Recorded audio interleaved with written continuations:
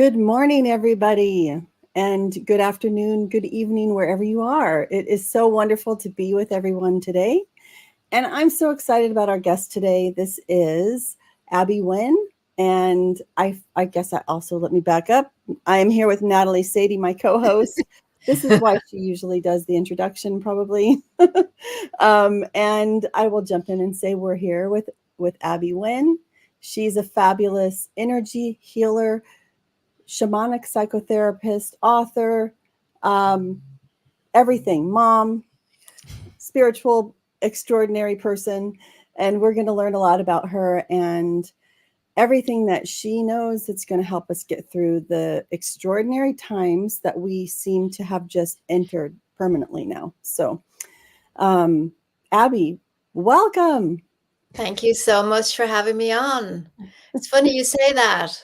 Extraordinary times that we seem to be having permanently, because I've been looking back at emails that I've been sending over the last 10 years, and they all seem to kind of start with, we're in extraordinary times. We are in extraordinary times. And I don't think they were as extraordinary as they are now. So Right.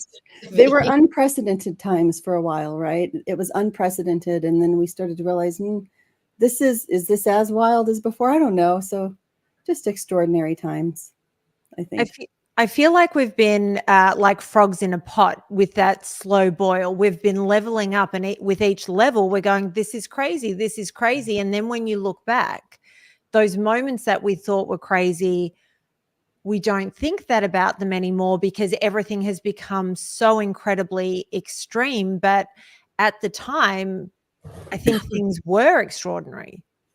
It's just things have just, I don't know, hit a point that if you had have told me when 2020 started, I had thoughts of what direction things were going in, my worst case scenario wasn't even close to what was about to unfold.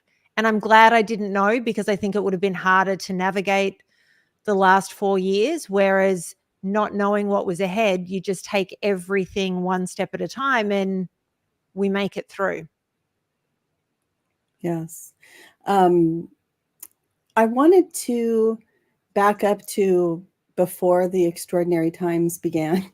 And when I first found Abby, sometimes I feel like she was one of those early, the kind of lifeguard that I found before I needed the lifeguard of all of the crazy events that really started to happen, because I was personally just starting into a difficult time for myself in my relationship and kind of life directions when I found Abby. And I just wanted to share a little bit about this because I think it's so, it's just how the universe is. It kind of points out how we are always where we need to be and we find people when we need to find them. But I was in Dublin, Ireland, doing research, and there was you'll have to tell me, Abby, what they call these, but it was like a bus strike or transportation strike that happened. And I couldn't take the normal bus to my archives. So I was walking through Georgian Square. I think that's where you were at the time. Is that what it's called? Oh, and I was in Fitzwilliam Square. Fitzwilliam Square. I just think of the marvelous Georgian. They're all Georgian buildings there. So, yeah. So I'm walking along, and first I just happened to look over because I was admiring the buildings, and I saw this little nameplate that said Abby Wynne, shamanic psychotherapist. And I was like, shamanic psychotherapist? What is that? That sounds like the coolest thing ever. I have to call this person. So I went to the archive, and, probably I might have even written an email when I first got there, and just to see, because I knew I was there a limited time, but you had an appointment available and I came in and saw you. And then ever since then, I've been following your Raise Your Vibration boot camps and been doing all of the wonderful things that you offer. So I think what I'd like to ask you is how did you end up to be in that little office calling yourself a shamanic psychotherapist? Well, in that particular office or becoming a shamanic? Becoming a shamanic. I know it's been an interesting. But you know what's really interesting about that office, Anne, is that is the Harley Street equivalent for Ireland. So it's a very fancy place for people like me to be able to have a room there. And I wondered, why was I kicked out of my nice, cozy little holistic center that I had developed, where I was getting very comfortable and I could have groups and there was a little courtyard and, you know, I had my own parking space. But I ended up falling out with the psychotherapist I was sharing the space with. It was a very interesting time. It was like she just turned on me out of nowhere. We had been in college together. I'd known her for 4 or 5 years. And it was me leaving in a panic, which was very unexpected. And the rooms showed up and they were easy. And I moved all my stuff in there. And as soon as I landed in there, the commissioning editor from Hay House shows up for a session with me. So the fact I had the fancy address, I had into these rooms, you know, and that was when I got my publishing offer with Hay House, was through that. So, you know, sometimes it actually is a really good mirror for what's going on now, you know, being kicked out, being in a panic, things happening unexpectedly and ending up with a better outcome. When you look back at something in hindsight, you can see what the better outcome was. And when we're looking at the world events today, we don't have the hindsight yet. So we have to have the trust that, you know, things are being shaken up for a reason.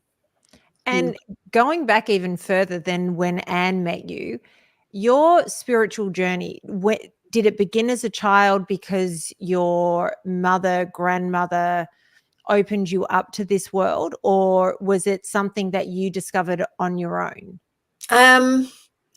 Well, I always felt I had a bit of magic in me, and I kind of write about that in my novel, Awakening, which you don't have a copy of. But I've got. You got book 2. But what's really interesting is I went to counseling when I was in my early 20s because I had a lot of emotions. I had a lot of trauma. I had a lot of issues as a child, which I don't share on any platform anywhere. And people actually find that quite refreshing because things are sacred, you know. And so I went to counseling to get some relief. And I went to this particular counselor for 6 sessions. He'd been recommended by my doctor, and I went along. And then on the 6th session, he says, "There's nothing more I can do for you." And because I was so young, what he said was, "There's nothing more I can do for you." And what I heard was, "There's nothing more counseling has to offer you."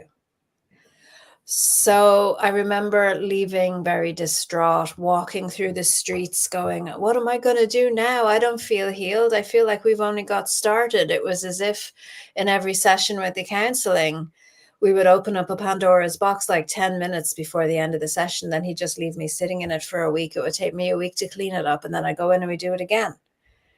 So I don't think I actually got any progress during that time. And so I just made my statement to God, not knowing that's what I was doing. Please help me. I can't do this by myself. And I ended up in the biggest bookshop in Ireland. And this book was just glowing on a shelf. And it was just the most amazing thing because, you know, I speak to many people and they have a similar experience with different books. So the one that was glowing on the shelf for me was by a person called Alberto Villoldo, which you might have heard of.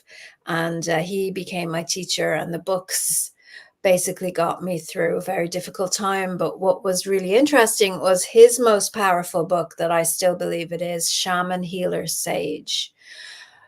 I read it from cover to cover, but I would carry it around me like a Bible. And there were actual shamanic techniques in that book that I either found myself doing before I had read about them, or had just done and then read about them afterwards. Or, you know, it's like, what do I need today? And I'd open the book. So the book got very ratty, may I say. But what was going on was the internalization of all the emotions over all the years had created such a buildup of pressure, and the shamanic techniques were a way for me to transform the emotions, or to release the emotions, or to lighten the pressure that I carried within. And so I bought another book by him, and I bought another book by him, and then I discovered Reiki, and so I became a Reiki master. And for some reason, it was only after that point I noticed in the books that you could travel and become a student of Alberto's. I said, oh, why didn't I know this before? And again, it's the universe. It's like you weren't ready. So you read these things, you see these things when you're ready. And I went and I became a student of his, and I trained as a psychotherapist and was able to blend everything together, because for me, I really didn't like sitting in my own crap, for want of a better word, for a week, the way counseling worked. And I thought, well, psychotherapy has more of a transformational aspect where you can go deeper in with feelings. You know, ultimately now, as a more established and mature therapist, I can see that I was too much for that particular counselor, and that there would have been other counselors that might have done more with me. I won't say a better job, because, you know, he was just tapping into the beginning of the iceberg, but he did his best to be aware of what you say and how people don't necessarily hear what you're trying to say, you know, which is where I became really interested in the client experience. So someone would come and say they're sad. I want to know what sad feels like for you, because it doesn't feel like that for me, you know, or feeling sad today feels different today as it would have done last week or last month. And as we're all being tempered by the energies that have been beating us up over the last, I'd say, 3 or 4 years, and, you know, they're getting stronger. We're, you know, some of us are rising like the phoenix from the ashes to only find that the whole thing has started again, and you think you're strong and you're able to manage it and to do it again. And so what I'm finding is, with the internet, the communities are coming out, the language is there now to talk about these processes, and that wasn't there when I needed it. And so I'm just really grateful to be on this trajectory, because it's like you say, I was doing this before people were doing it, and now I can see there's cohorts of really good healers coming through the ranks now that are available, that might not have been there maybe even 10 years ago when I did start off in practice, and they definitely weren't there 20 years ago when I needed them. So Can I just jump in again, Anne? I'm so sorry, just because I often talk on the different shows that I do about the therapy that I did. And when I was younger, I was sent to every therapist, I think, that existed in my area and within my school. And none of them were right for me for different reasons. And then as an adult, I went to a psychotherapist, and her therapy was unlike anything I had ever done. And I always say to people, therapy isn't just about going to a therapist. It's about finding the right person for you, somebody that understands you energetically, whose work resonates with you and works with you. Because I don't think that every person is a good match for every person. The other thing that really worked for me was this woman would see me. So she didn't have the shamanic side, but the work that we did was probably a little left of center to what other people would do. But we would sit around her kitchen table for the first part of the session, and we would just talk like a normal counseling session, and then we would move on and do the deeper work. And her sessions were always 2 hours. And I said to her one day, why are we doing 2 hours? And she said, because when you go to a normal therapist, it's 60 minutes, but generally 50. And the first 40 minutes, you're having small talk and you're talking about all the insignificant things that mean nothing. And just as you get to what it is that you really need to work on and dive into, ding, time's up and you've got to leave and the next one's coming in. And she said, so it's almost impossible to get to that work. And she said, there are people that come in and we dive straight in, but for the most part, people are uncomfortable with just laying it all out there immediately. And just when you talked about the first therapist that you went to, and the fact that just as you started to go, time was up, that was what sort of brought that up for me. And so I'm curious, how long are your sessions? Do you do the hour and you just get your people right in there, or do you go for an extended period? What's really interesting, Natalie, is since I started writing, which has been a very long time, and people there's a whole building up of trust that you do with your therapist before you open up to them, which is normal in any relationship. And it's almost as if my clients skip that part because they feel that they know me, because I'm authentic in all of the things that I say and do, and I come across as me. And so when they come to me in a session, oh, it's you, and they're straight into it. But I decided a long time ago, because a lot of the energy work can be long, and this is where the shamanic part comes in. A lot of people get trained in energy healing, and they're given lists and lists of instructions, and then you do this, and then you do this, and then you ask them this, and then you do this, and then you do this. And I always felt very caught by that. So you could have a structured 2-hour session where you do all of these things, and then you do all of those things. I said, no, I don't do that. I meet them exactly where they are. So my sessions are like a catalyst for process. And what I've learned over the years, if they're longer than an hour, then the client is too tired, it's exhausted, and the magic usually happens when you're pressed for time. So there was a time, I'd say in 2018, 2019, I was doing half-hour sessions for people who couldn't afford the hour session. I thought, well, I'll be of service to them for the half hour, but we did just as much work in a half an hour as we did in an hour. And I found that I was putting as much of myself into those half hours as I was in the hour. And the pressure was too great for me. So I stopped doing those, and I stick with the hour. But what I'm finding now is that the group sessions are so quick, and that the healing in general is so quick, that for me as the healer, I honor myself in that hour, because I would get agitated listening to what we call in counseling and psychotherapy roads and weather. I'm not interested in roads and weather. You're coming to me, we're not talking small talk, we're going straight in for it, and I warm them up with the questions. And if they don't feel they're ready, then you don't have to book in. And there's plenty of material, as I said, around that you get the feel for who I am and go, yeah, I want Abby to come in. And what I found also is I get people who come to me who have been going to therapy for years and years and years and want to break out of that pattern, because I don't book anybody in next week. I don't. We do the hour, we go deep, something shifts, and then I take a big step back and I say, I'm not going anywhere. I'm here if you need me again. You sit with this, you see how you go with the shift, because it's disempowering to say, yeah, you need to come to me for follow-up, and you need to come to me again after that. I think people are adults. And in my training as a psychotherapist, they presented people to me as children, where they're dependent. There's going to be this codependent relationship. There's going to be projection. There's going to be transference. There's going to be all these things you need. But for me, that's a two-way street, and I'm not going to allow that happen. And I've got 4 children.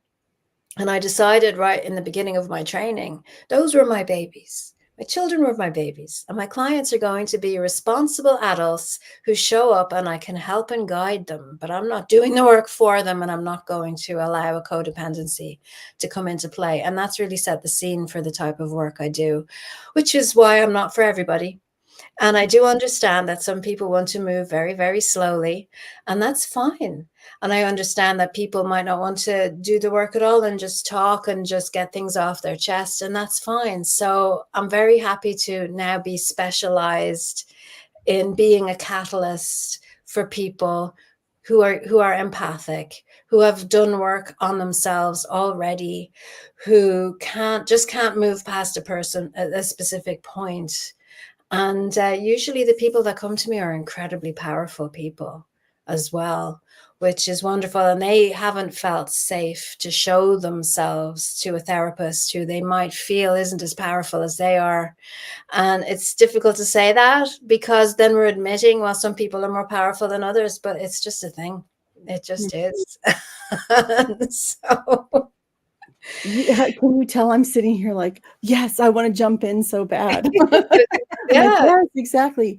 And hi to everyone in the chat. I'm just seeing everyone here and don't have time to type on the chat, but I'm typing instead. Great. Well, I can't type in because I haven't connected my YouTube in, but it's great to see everybody here. So I just wanted to say, this is why I resonated so much with your work and why you haven't been able to get rid of me. Natalie, I've never often, once tried to get rid of you, Anne. And would you believe I walked past that French bistro where we had breakfast together several years ago? I was there only today, and I never oh, go into nice. town. So I go, oh, that's really odd. You So know, yeah. well, but actually that was last year. That was last year that we met up there. It feels like this year has been in an alternative reality to me. It's just been in these weird fits and starts. Like this time goes so fast. And then all of a sudden, the past few weeks, we're feeling so slow. I'm totally going off on a tangent that I didn't expect to, but I think it's really important to address what the energy has been like right now. That in the past few weeks, it felt like building and building and building. And I think you had an online group healing session where I had first started to feel it's so strange how you get, there are challenges and struggles or things that they're hurdles that you're always trying to, that you come up against. Then all of a sudden it'll snap and you get to the other side and it's just like, wow, what happened? Everything's different. And I'd been feeling that energy for quite some time. And in that last session, you said, that's alchemy. And I thought, yeah, it is that. So we can talk about that. But Yeah, it's like absolutely. it just snapped. And again, we're in another one of those spots where I feel like it's sped up again and we're at in a different level now. I don't know. How have you been feeling with the energy in the last few weeks? It's been strange. I mean, as we're talking, I get, well, in Ireland, we do greyhound racing where they put the dog in the box and then they're waiting and they're waiting and they're waiting. And then suddenly the box opens and everybody runs. And for me, that image has been something that's like, oh, it's not time yet. It's not time yet. And it's like, you get exhausted when you're rating, I want to go, and you're being held back, which is why I do have looks at, looking at astrology. I find astrology is like really useful for taking the temperature, the psychic weather. And then I listen to certain light workers and go, okay, they're all kind of saying the same thing. We're all kind of feeling the same thing and going with that. And it's interesting because in the last, I would say 2 to 3 weeks, I'm questioning again, why am I here? What am I supposed to do? Who am I? How can I best be of service? Do I even want to be of service? Screw everybody. I'm just going to lock myself up in the tower and just crochet and watch TV. That's all I want to do. That's what Natalie likes to do. It's going through all of those processes and, I put my hand up and surrendering to it and going with the flow. And then, like you say, you turn around and then 2 days later, some big project is complete. Somebody has just contacted me that I've been trying to get in touch with for months. It's a lot of little windows opening, a lot of doors closing and some doors opening and some window, so I think really it's about life mastery. That's what all of this is, as far as I'm concerned. And Anne, yourself, I have life mastery sessions as well for people in the healing circle, because to be able to respond and not react, to be able to put a space, and this is really important for anybody watching this, to be able to put a space between you and everything else is vital in the world right now. Because I think, as I said earlier, I'm feeling sad, you're feeling sad. We don't feel sad the same way. I can make assumptions about what it's like to be you, to be sad, but I'll never get it unless we sat down and talked and I listened to you, and nobody's listening. So when somebody is you stopping and starting and why am I here and what's the world and I don't know where I am, and then they have a temper tantrum or their anger comes up to a crescendo, to go in and rush in there and attack or to take it personally is the biggest mistake that anybody can do right now. And so coming back to that space between you and the rest of the world, a space for patience and tolerance of yourself, because being back at the greyhound in the box, you're wearing yourself out. You have to do, no, I'm not going to do this anymore. And it's like you said, Anne, I had to remind myself, okay, it's supposed to be summer now. So I'm not going to be devastated in 2 weeks' time when it's the last week of July and we haven't had really very much sunshine in Ireland, and it feels like autumn. And my dahlias, which I love, haven't really come into bloom yet. They're not even big enough really yet. The neighbor that I just walked past, their dahlias are stunning. And I'm like, how did they do that? You know? So, you know, it's not personal. It's just where, you know, microclimate, we're in a stage where we could really see, you know, that there's so many different factors playing for so many different people all at the same time. It's like a crashing in of timelines of quantum, I don't know, magic to really bring everybody through this, to say, you know, are you going to keep going or not? And what's it all about? And it's great to be able to have a conversation about this. Mm-hmm. And you do offer, I wanted to put this out there because not everybody knows everything you offer, but you do have a monthly group healing session where there is the opportunity every month to receive healing and to work through a meditative process of some sort, right? You walk people through their own transformation. One of the reasons I love your work so much is that it is about empowering people and allowing them to find their inner light and bring it out, whatever it is. I love that. And I love that you don't waste time on the roads and weather. Was that what it was? I love that you say that, walking people through their own transformation process. I should write that one down, because and I know you've been with me for such a long time, and you to compare the speed at which these monthly hour healings happen now compared to, let's say, 5 years ago or 10 years ago, where it would have taken, let's say, 45 minutes to clear the group of heavy energies and all these new things that show up for me, like psychic viruses and entities and all these things, to be able to just clear them all so much quicker now.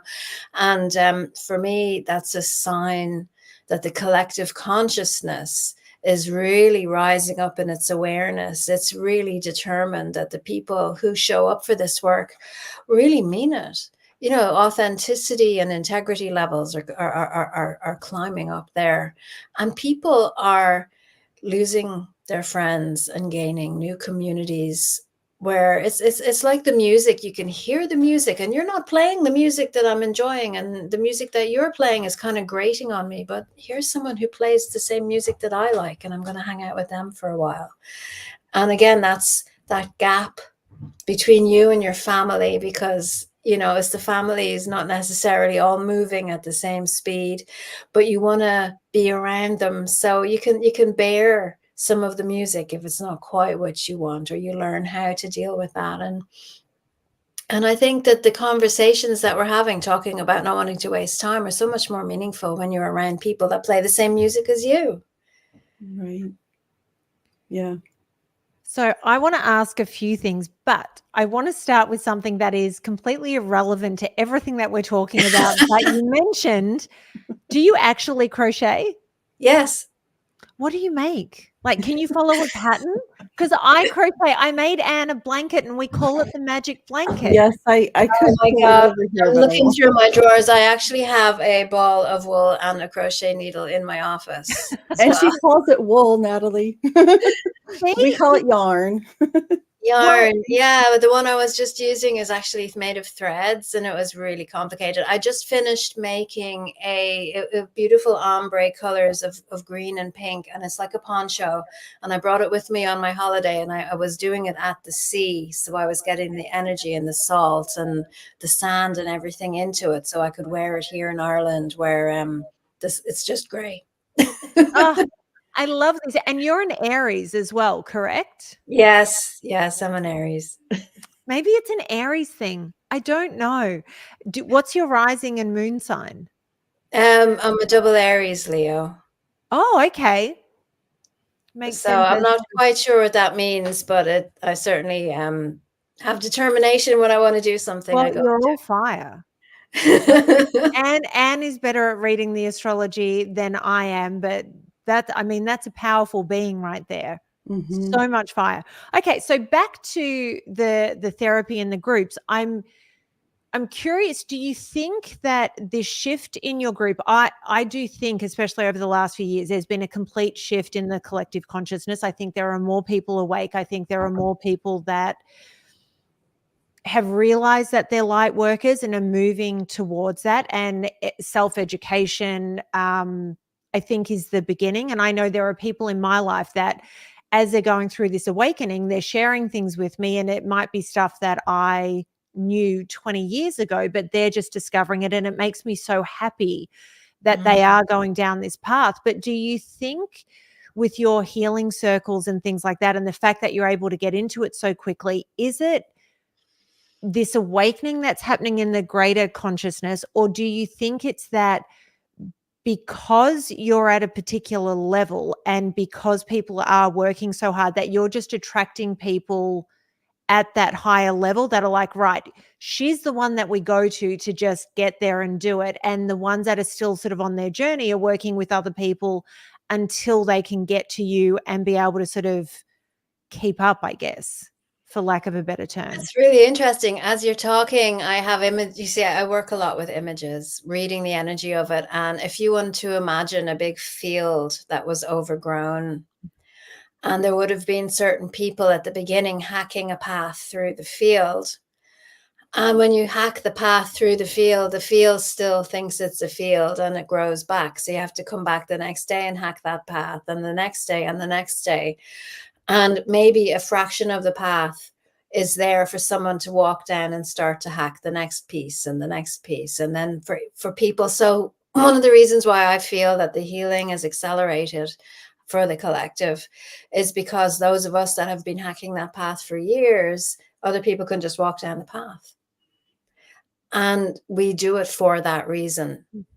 You know, if anybody is resentful, it took me 20 years to heal this and you've just done it in 5 weeks, it's not fair. Then, you know, they have to go back and start again with that path, because that's why we're doing it. And I don't know. I mean, there's a really funny moment where I was ready to do Reiki level 3, Reiki master, and I didn't really know very much about my spiritual path or what I was doing. I was just learning. And my husband turned around to me and said, you're going to have to interview people who are going to be your teacher to see if they're worthy of you. And he didn't have that language, but that's what he said. And I'm like, why? I'm just learning. And I ended up meeting 3 or 4 different people who were saying, this guy doesn't know anything. And this guy's kind of interesting, but he's not for me. And I'm wondering now, as you asked this, because I was discerning, did that accelerate my growth time? Because I did have experiences where I was with teachers who had gone off the track. And I write about this in my novels, The Awakening, the Inner Compass trilogy, because I want people to realize that they can say no if the teacher isn't suitable for them, or they can say no if they don't have a good relationship with their therapist.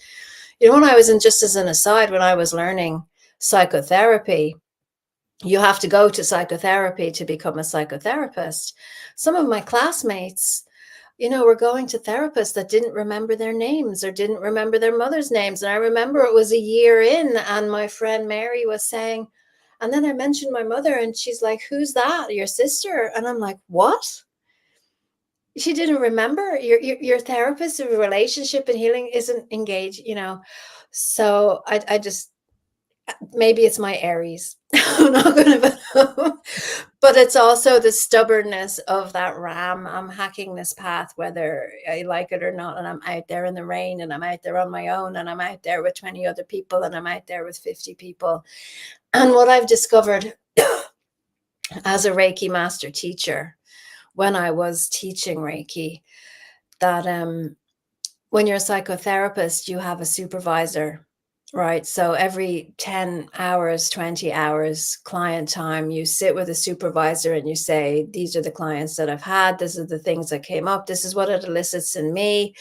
And the supervisor helps support you so that you can hold space for all of your clients. And they don't do that in the spiritual world. And this has always been something that's upset me. And I did do light work or peer support for a while, but it turned into group therapy, which is not what I wanted. So to be able to support light workers and meet them where they are as the good therapists that need holding, need to be reminded to do their self-care, is why they come to me, I guess. So my podcast is Healing for Healers, specifically targeting people who helping other people. Because like you said, Natalie, you know, I don't think anyone who's never done any work on themselves would be comfortable working with me the way that I work.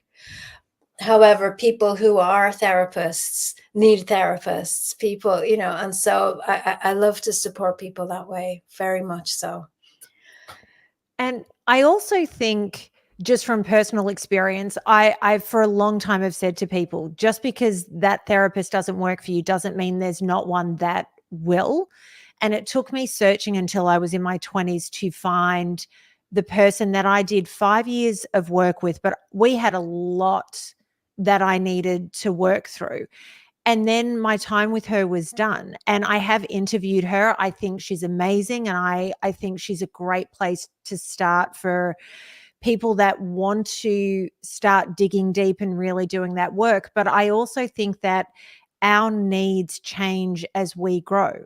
My Oh, yeah. spiritual practices have changed as I've grown. The way I meditate has changed as I grow. And the way I do it will probably be different to you and is different to Anne. And I think that's one of the things that people sometimes don't sort of grasp, that it is okay to think I've outgrown you and I need something more. That's part of the development.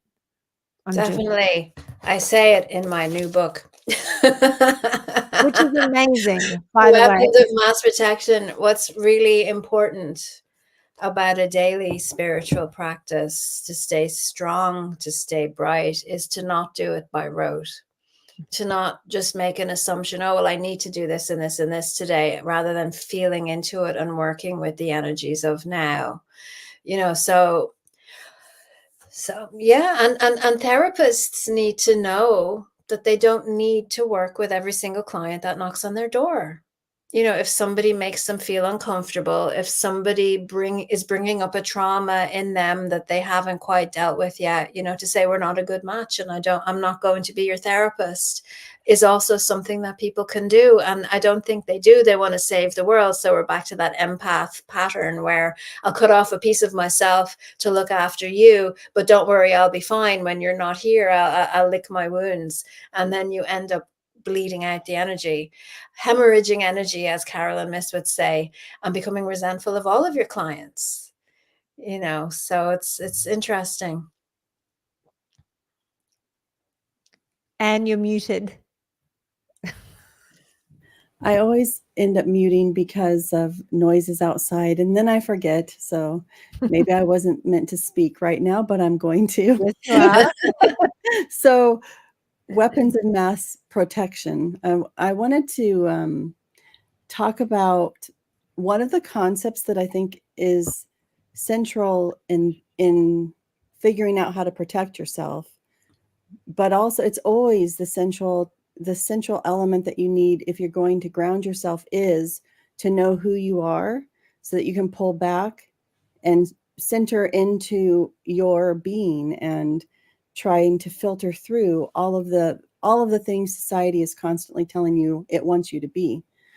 So as I was reading the book, I started to think about this weekend and the events of the weekend, and how when I heard the news about what did they call it first? It wasn't an assassination attempt, about the disturbance that had happened. The loud noises. And how the Secret Service had to pull President Trump off the stage, and it wasn't an assassination attempt. That was the first thing, right?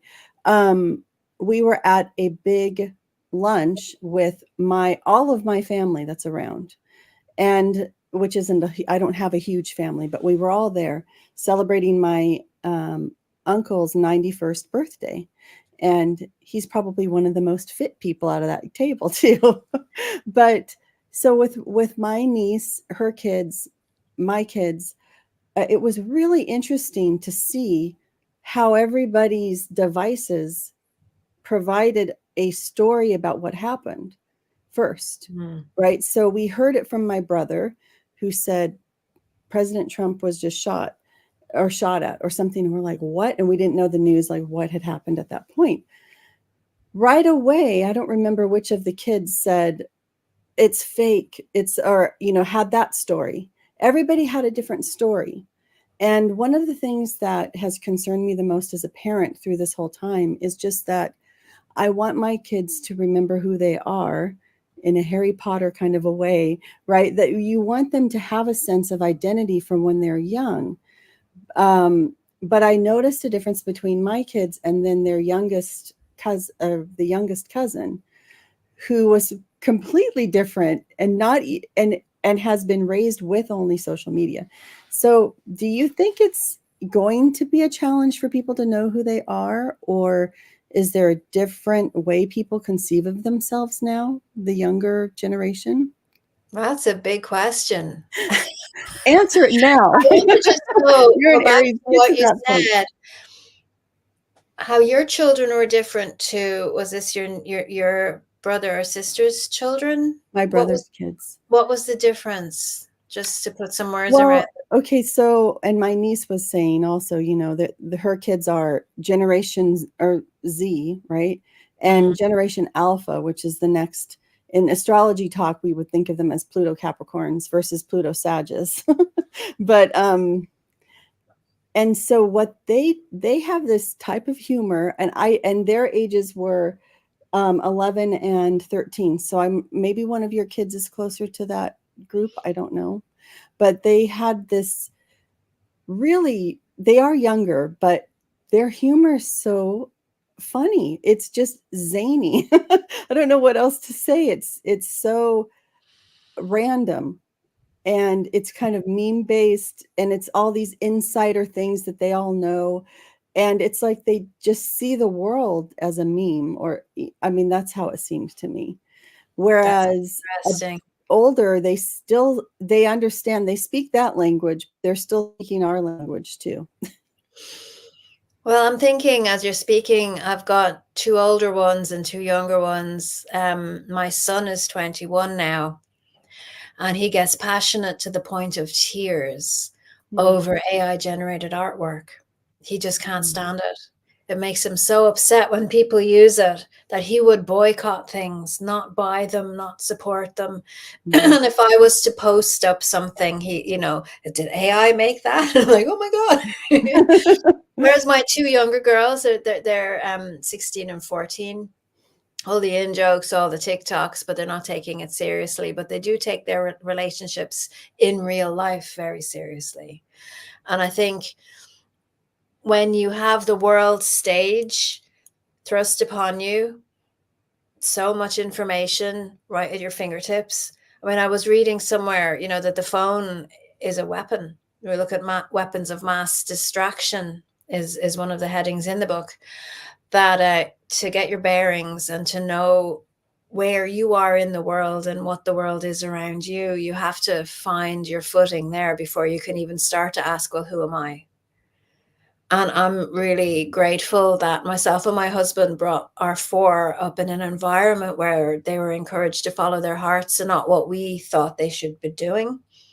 So each of them is encouraged to do what they love, to learn about things and to go a little bit outside the comfort zone on those things, but to also be in society, to go to school. I haven't taken my children out of school because they have to be with men and women in society who went to school and to be themselves in all of those different places. So, you're back to that empath thing, which is, well, do I save the whole world? Do I save my own children? Where do I start? It gets very overwhelming. And I think really back to that space, you put your space between you and the rest of the world. And then it's like the moat around the castle. And what is shifting? What is affecting me? How is it bleeding into me? How's it bleeding into my kids? Are they getting enough time away from technology? But then you come in and you take the technology away and then you're the bad guy. So it's a balance. And I think when you can sit down and have a conversation with people at the level at which you can speak to them at, then I think that's very helpful too. It's a tough one. There's no one answer to that one at all. I think we're all, as the adults that we are, coming out as Natalie said, the frog in the saucepan. What the hell is going on, and who am I, and why have I stayed in here for so long, and how can I get out? And I think the reaction of people over the weekend of what happened, as you said, Anne, what had happened, depends on their level of self-actualization, to use, words from psychology, which is how much of yourself are you in control of, or are you in autopilot all the time? Are you aware of your feelings? Are you aware of what elicits those feelings? And are you looking after yourself in that? Because as we know, there's so many people don't look after themselves. And if we looked after ourselves, we would have all of that energy available to look after the other without going into resentment around it. Mm-hmm. So, talking about weapons of mass distraction, I filmed a reality show 11 years ago. And so when you go in to do that, you have to hand over your phone. And we were not allowed to have any electrical devices at all when we went in. And they went through every single suitcase. They even undid every pair of socks to make sure we didn't have a charger stashed somewhere in case, that meant we had something that we could actually charge somewhere else. We were allowed to take a book. We weren't even allowed to take a Kindle, even if it couldn't connect to the internet, because what if it could, and what have you. Handing over our phones, I wasn't bothered by that. My only issue is I don't have a watch. So my phone is what will tell me the time. So for the first week, somebody would say, "What time is it?" And I would go to grab my phone. Within 5 days, that habit of grabbing for the phone just to tell the time stopped. I spent 2 months in the house that we were in, or at least in production. Coming out of that house and getting my phone back, I used it to send text messages and to take calls or make calls. Other than that, I didn't use it. And it was a really fascinating moment to sit in a restaurant when whoever I was eating with would get up and leave. And our habit now is to pull out your phone and go through it all. And I didn't do that. I sat there and I people watched, just like I used to do back in the day. And it made people around me uncomfortable. You could feel them sort of going like, "Why is she looking at me?" It's like, okay. But so I make an effort to put my phone down constantly. And because I watch so many people in my life who are completely addicted to their phone, cannot function without it in their hands and doing, I don't know, nothing. It's all mindless scrolling for the most part, but the phone is a constant thing. Is that a constant battle that you're seeing, or the people that come to you to do the work are sort of aware of the phones being a distraction along with, so many other things that exist in this world? that's interesting. It reminds me of like a single person who comes home from work, turns on the lights, turns on the TV, turns on the radio. There's always something going on in the background somewhere. Or even before phones, there's always, listening to music or reading the newspaper, because you don't want to be with yourself, because you don't feel at peace with yourself, because you're not able to manage the thoughts in your mind or the emotions that you carry. I mean, I had lunch today out, Natalie, and I was sitting there in the restaurant. I went out to have a salad, and everybody was on the phone. Everybody, even the couples, were on the phone. And I didn't go on my phone. I carry a notebook and pen around with me, and I like to write things down, make observances on the world. And I think that it's the short attention span plus the not doing your inner work piece. That why the phone just slots in there so nicely. You can watch a couple of shorts. My husband had to delete TikTok off his phone 4 times because he kept putting it back on, because it just keeps him. And I come down and say, "Oh, you're still on the phone." And he's go, "Oh, I didn't realize," because the time goes by so quickly. Yeah. So when you were saying, Anne, at the beginning of the interview about time going slow, time going quick, you can have an afternoon, which is what we do in the evenings. We just turn everything off, put on some classical music and talk, crochet, have a glass of wine, but talk, have that intimacy, have that, listen, practice listening. It's like, okay, you're angry. What does being angry feel like for you? And then listen. And it's, again, when I was doing my training, they put this so beautifully, as the counselors in training are sitting there thinking about what they're supposed to say next, instead of listening to the client. Right. You really have to practice listening, practice mindfulness, just sitting and observing. And what's beautiful, here you look at your mug, and you can see the different colors and the different, you look at your hand and you can see the lines in your hand. What happens is your anxiety levels come down. Where you're looking at your phone, oh, there's this, oh, there's this, oh, there's this, oh, there's this, oh, there, and it's always and it's exhausting. No wonder people aren't sleeping well. People aren't able to have conversations. But again, you take your phone away from somebody, and you're the bad guy. So we have to monitor this for ourselves. I remember when my sister-in-law put televisions in her children's bedrooms, and they were only like 5 and 6, even 3 and 4 years old. I'm thinking they're not going to ever be able to go asleep by themselves without the stimulation.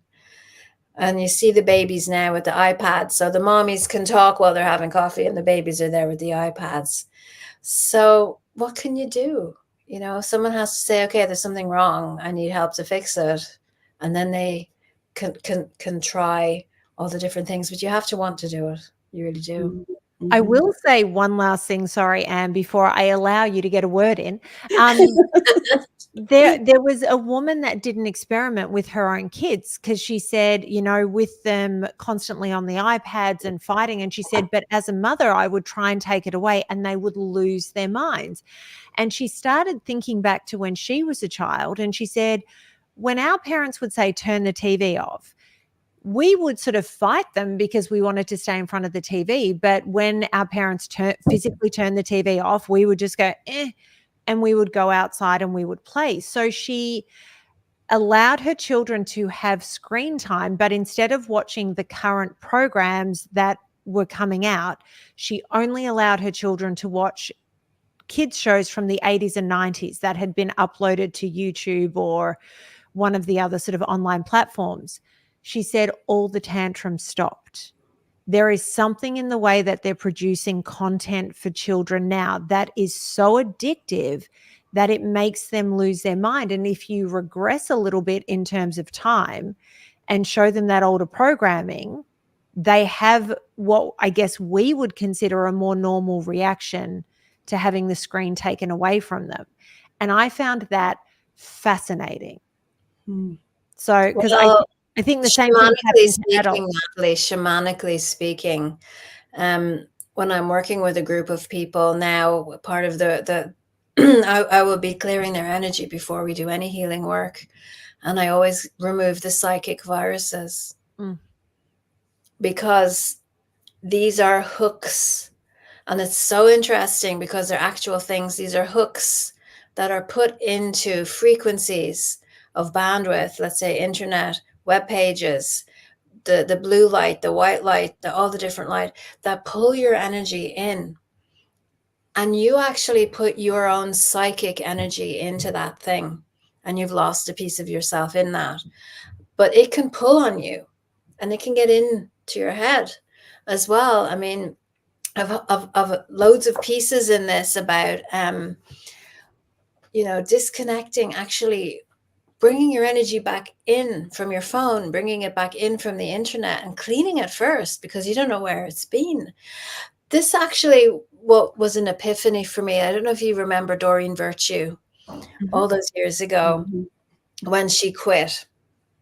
And she made this big blog post to say, I found Jesus Christ. I'm going to be a Catholic Christian, and I'm quitting all of this, and everything's of the devil. And, tough luck to anybody who's in the middle of their training with me or who's certified by me, because I'm not going to honor anything.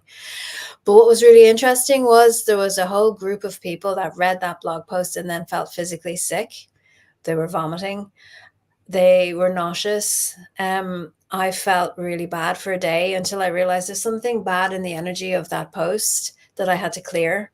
And then I wrote a blog post that basically said, if you've read Doreen Virtue's blog post, it's got some kind of poison some kind of toxin in it that's making you sick. And oh my God, that was the most popular blog post that I had ever written up to that point. And it was hundreds and hundreds of comments from people who were like, I don't know what happened. And my husband found me and I was rocking in a blanket after I read it and he had to snap me out of it. And someone said, I went to bed with my tarot cards because I didn't want anyone telling me I had to break up with my tarot. So there are frequencies out there. And I think with the TikToks and the Instagrams and everything, that there's a possibility of it being deliberate. That's what the weapons of mass protection is saying, that there is a level of deliberate toxicity in the airwaves, toxicity in the food making you weak, toxicity in the water. Mark Atwood, my co-author, would just go on for hours and hours about water being the most important thing that you do, is to have active, alive, structured, healthy, chlorine-free, filtered water, and to purify your body. I mean, try and be purified in this world, but once you begin to purify yourself, you really notice everything else that's going on. So it's part of it. Yeah, someone here in the comments saying it's part of an agenda. The internet's part of the agenda. The bad food is part of the agenda, and even the terrible weather, I feel, is part of an agenda as well, which is yet to reveal itself on a grander scale. But I think we have our suspicions around this too. Well, okay, so there's so much that I wanted to respond to in what you said. But Doreen Virtue, since she did that post when, like 2017 or 18 or. It was, it could have been around then. Yeah. It's an example of, to me, it feels sort of like there was this foreshadowing of, I don't know. I don't ever like to say, well, okay, yes, I see in the world that there is some sort of agenda afoot. But I'm always saying, but who are they? Who is that? So I'm less concerned with what's the overarching goal, because I can see on a daily level, I can see where I am right now. Oh, I see that person trying to control me with this, or I can see how the addictive qualities of my phone right now, and you can feel it in yourself if you're paying attention. So I choose to focus on the level of the everyday, I think. And so what I noticed with Doreen Virtue, because we watched, Natalie and I both do shows on High Vibe TV with David Palmer, who's an astrologer. So when we go in to do shows, a lot of times we end up in conversations that are wonderful, because it's good to have like-minded people around, and they can go on for hours, and we'll watch videos together and notice these things. So we turned on Doreen Virtue's YouTube channel and we watched her telling us all about how demonic Taylor Swift is, and going through the whole spiel and showing every aspect of what she was doing in the concert that was demonic. And so what happens is there are people who claim to be wanting to tell you these things so that they can save you in some way. And that is her overarching proclaimed agenda, right? That she is trying to save you because she realized it was demonic. So now she wants everybody else to realize it too. But where you can discern, I guess, who is actually trying to help you in some way versus who's just trying to get views or trying to get their ego stroked, right? The thing with Doreen Virtue was she kept coming back to, oh, that's what Taylor's doing. Well, I used to play guitar and I did concerts, and then she'd show pictures of herself doing everything. And it was so clearly this way for her to process, I don't even know, her lack of having become as big as Taylor Swift. So it just, you could feel, to me, I could feel she doesn't care about the people. Like she was as big as Taylor Swift. Yeah, I would say she was, but just not being a singer. Yeah, that's a good point, right? Because we often do get stuck on these dreams we have for ourselves and fight what the universe is trying to get us to do. But it's just, she was an example where you could so clearly see, and there's so much, right? So much over the past few years. I sit there and look and I'm thinking, with all of my training, I can so clearly see that's not evidence or whatever it is. And you were told, as you said in your book, you were told you're not a scientist. Imagine that. And you had biological training as a biologist, right? Yeah. It's just But it makes me think maybe there's only 5 real people in the world and everybody else is there to lure you into some trap. Okay, obviously not more than 5, but Mark Atwood calls these limited hangouts, which I find is a really interesting phrase, where they lure you in with the truth, but then they give you a lie to throw you off track. And then it's like it's a blind ending corner, and it's very difficult to get yourself back out of it. I was, I don't know, I like dipping in and out of X, Twitter, because I find there's a lot of intelligent minds there. And somebody had said about Russell Brand, and how Russell Brand was this great new age guru, and now suddenly he's after converting to Christianity. And isn't it an interesting pattern to see that there are a lot of these new age people who are converting into Christianity, and what's that agenda? So I'm just finding life really interesting. And okay, I'm just going to take that space between me and everything else, and I'm going to sit here and just watch. And then I know there are real people out there. I can give you a call, Anne or Natalie, say, what do you think about that? Isn't that amazing? And we're not going to take it personally, and we're not going to get devastated, because the age of the guru is over. When we take our power back from these people that have demanded our power, and we go, no, you're just a person and I'm a person. So the Dalai Lama does this and so does that, and great, they can all do what they like, and I'm going to make my decision. I'm going to live my life right here, right now, in this moment, and everybody has the power to do that.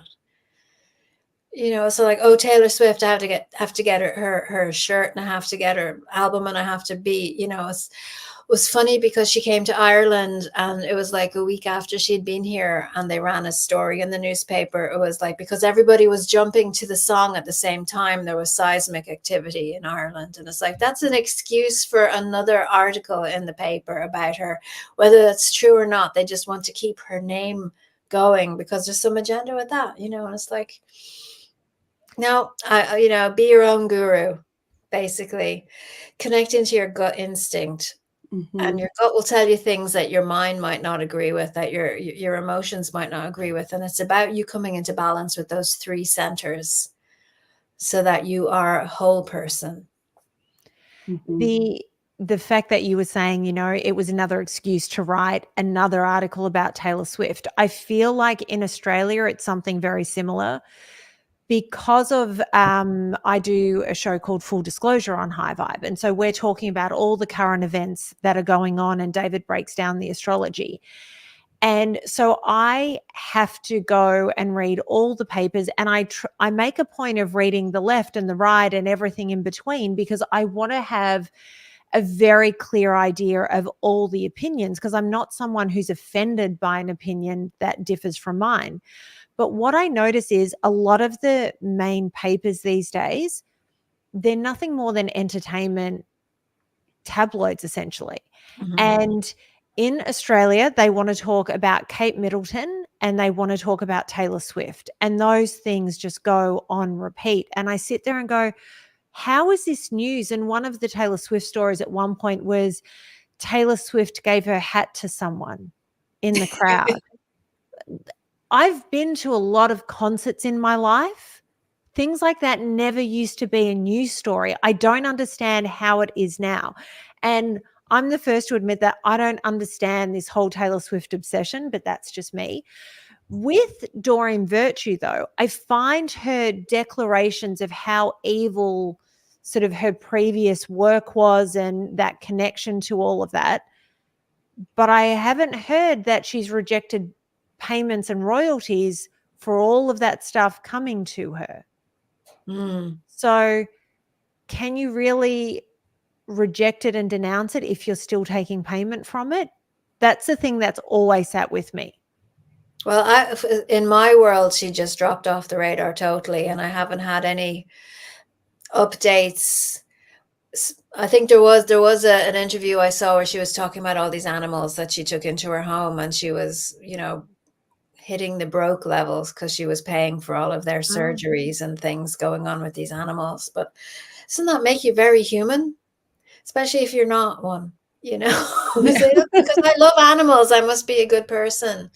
You know, in the book, we talk about actual demons roaming the earth, and there, you know, not as many now, I believe, as before, who get into the technology, who are on your shoulder saying, go and have another drink, go and have, you know, eat some more of this, do some more of that, call this guy and have an argument.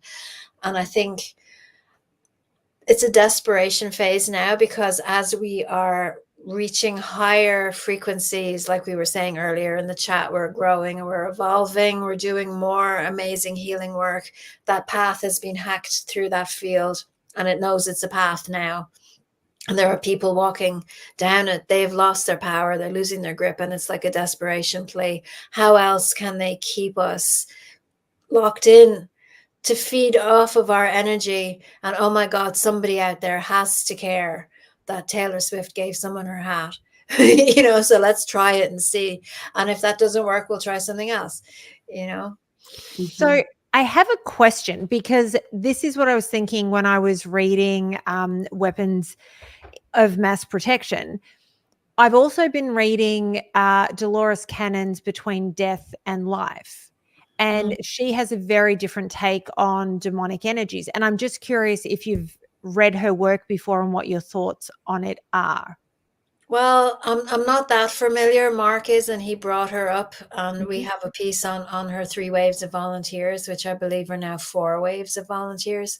But what does she think demonic energy is? Because I think there's lots of different flavors and varieties. It's not just one thing. It really isn't. Well, and this is just from the transcripts of her work, and I'm someone who always takes things. I listen to everything, and then I decide what resonates with me. But her take on it, or the take in this particular book, is that there aren't necessarily such things as demonic presence, but they're entities that are vibrating at a much lower level than some of the more evolved spirits. And so therefore they're causing problems, and they're stuck in these really negative cycles that they can't get out of, which will sometimes make them sink even lower. That's interesting. And my friend Antonia Harmon is a healer as well.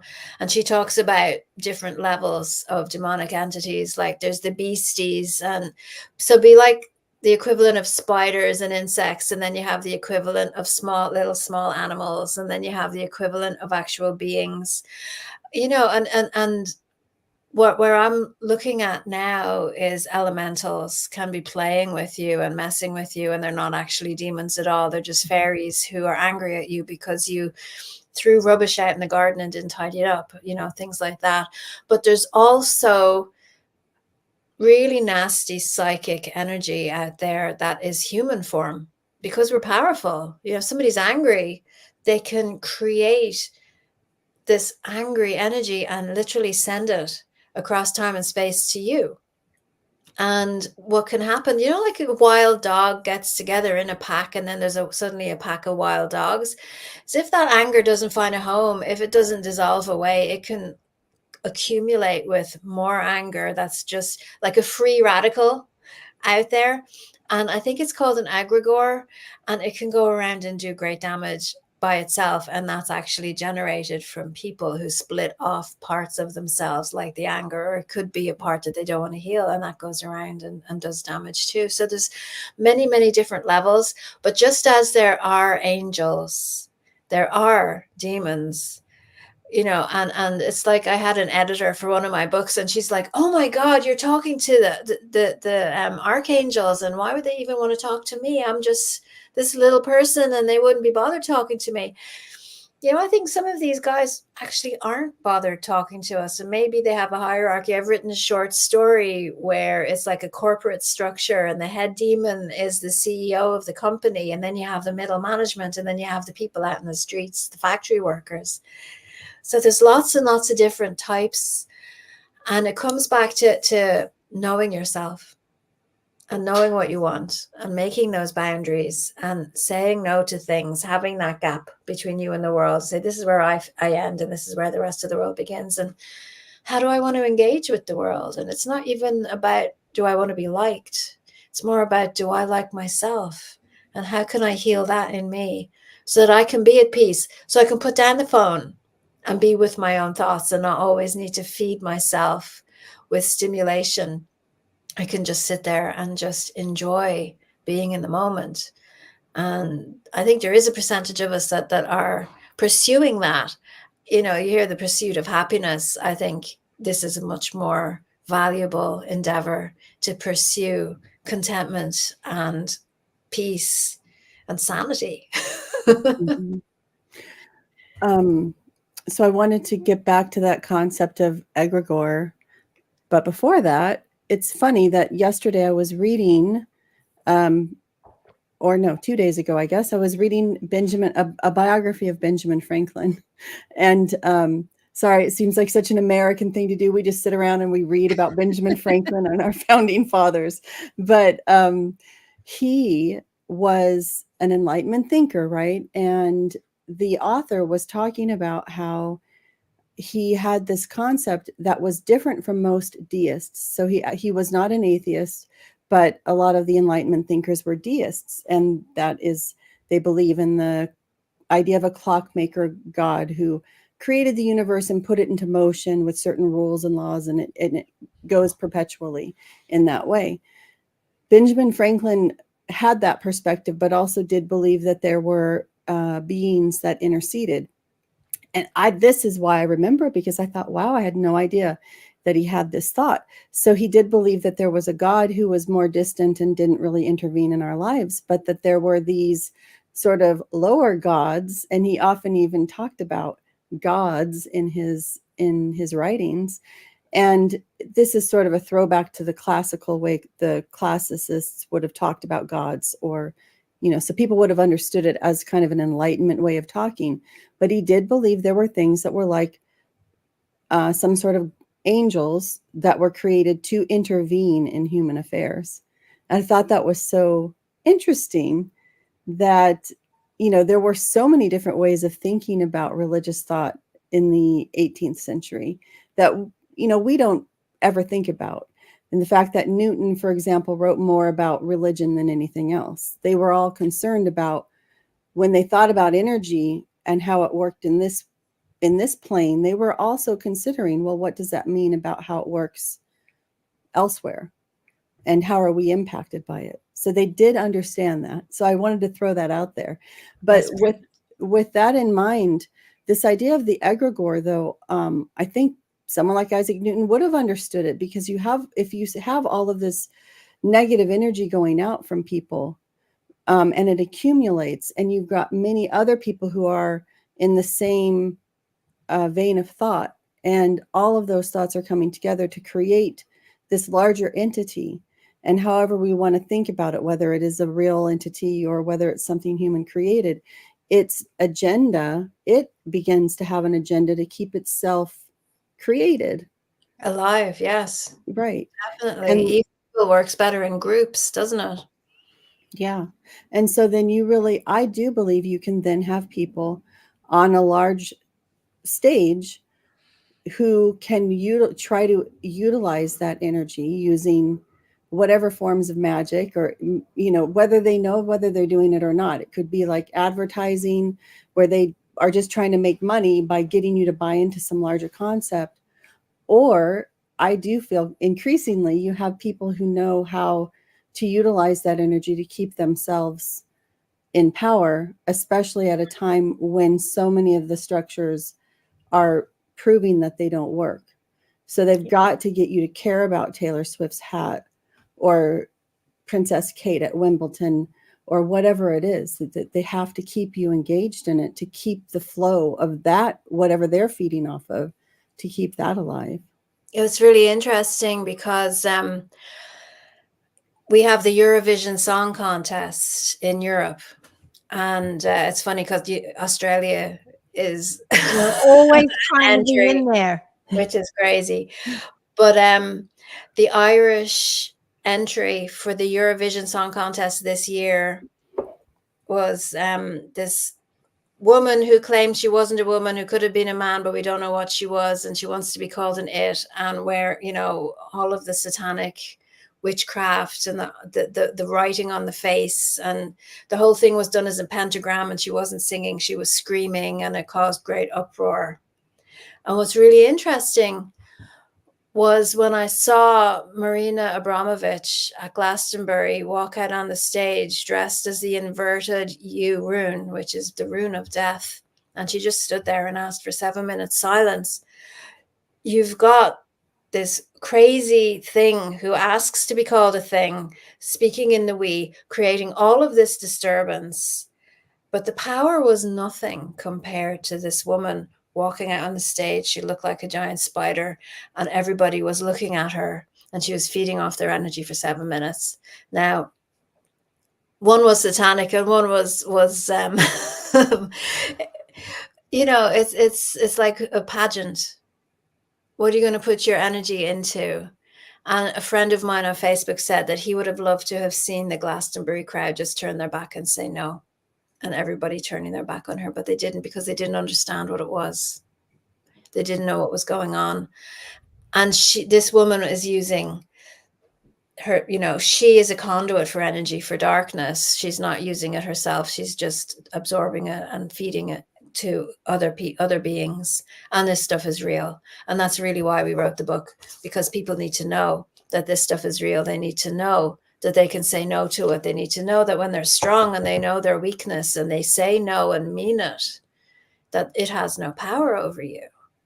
You know, that it doesn't. That's the rules of the game. It's like Ben Franklin is saying that, you know, there are certain rules. There are the hermetic rules. There's the spiritual rules. There's always spiritual laws of how these things work, you know, and it's really important, I think, to come down to saying, okay, well, here's my weak spot and I need to protect this. I need to get stronger. And that's why, you know, the resilience of people like us who are still going, and we're going, wow, we got through last year. Now we're going to get through next year. We're not even halfway through it yet. And there's going to be more, but we'll be okay. Because, you know, and a friend of mine, Tim Wilde, I don't know if you guys know of him, but he was doing updates on YouTube every Monday and every Friday for the last 3 years, that people were, you know, tuning in avidly to make community when people are going, am I going crazy? And we're not going crazy. And he said, the Lightworker relay race, you can rest today and I'll hold the baton. And then when I'm tired next week, you can take it and I can rest. And I think that's really how we get through this. We are human. And if we look after our anger, it doesn't run off and join the egregore. We become responsible for ourselves, our reactions, and how we move in the world. And then we say no to things like crappy therapists, you know, or satanic concerts, you know, or we just withdraw our energy from those things, because then they can't have our energy. And then we've won. You know, then you open the door and you go outside and there's the grass and there's the sky and there's the flowers, and you make your life the best that you can make it for yourself and the family and people around you. It's funny. As soon as you said about Marina Abramovich walking out onto the stage, I had chills going down my back, because I can think of nothing worse than being in the vicinity of that woman, because I know exactly who she is. And when you said that she asked the crowd for 7 minutes of silence, in my head, I was like, I would turn my back and walk out. I don't think I could stay in that presence. And it makes me sad that such a huge crowd would just stand there and waving their Palestine flags.